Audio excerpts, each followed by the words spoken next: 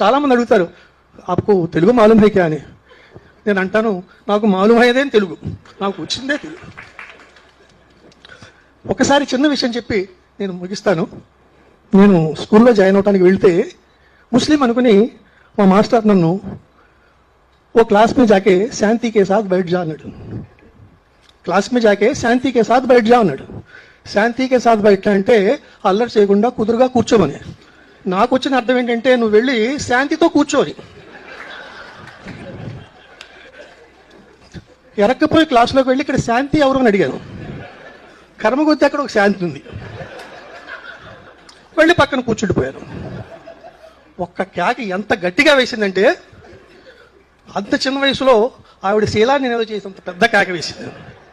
తర్వాత ఆ స్కూల్లో నేను ఉన్నంతకాలం నా జీవితంలో శాంతి లేకుండా చేసేసింది. హలో ఫ్రెండ్స్, వీడియో ఎలా ఉందో చూసి లైక్ చేసి సబ్స్క్రైబ్ చేసుకోండి. పక్కన బెల్ ఐకాన్ని కూడా నొక్కండి.